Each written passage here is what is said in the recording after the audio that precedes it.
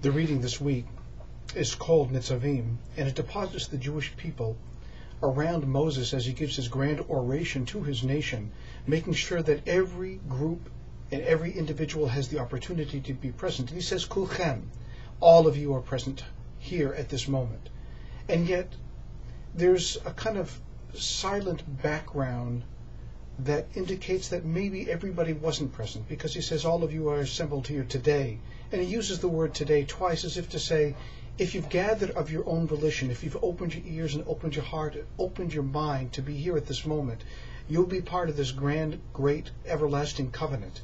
We gather to hear these words today, on this Shabbat. We have gathered to hear the words every subsequent generation since the time that Moses first uttered those words to the people gathered there on that day, today. So what does Moses mean when he says, if you gathered here today? He means as if to say we have the option. We have the option to be present, or we have the option to absent ourselves.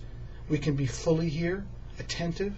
We can be part of the bodily as well as metaphysical covenant with God, or we can choose to stand aside and not be part of this grand and great covenant.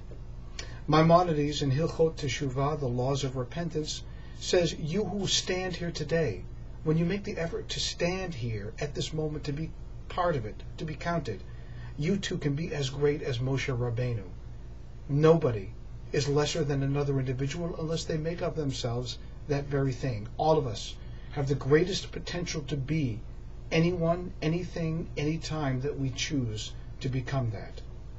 As we stand too on the threshold of entering into a new year and leaving the threshold of the past year behind, we're reminded of the gates of tears being open to every Jew all of the time. The gate of tears is the willingness to see and to be seen, to witness, to hear, to feel, to be a part of. There are two times during the high holidays when we speak about the gates of tears.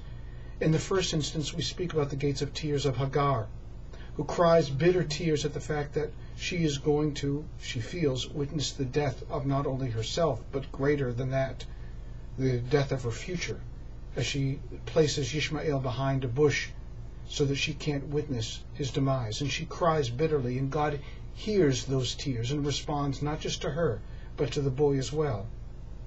And the second facet, we're reminded in the Machzor, the prayer book that we use on the holidays, of a voice that rises up to cry in Ramah. The voice is the voice of that of Mother Rachel, who cries for her children who are no more. In that instance, too, even the dead have the power to sweep God and to make God so attentive to the power of prayer, the power of tears, that God himself will weep. This poignant moment should not be lost upon us.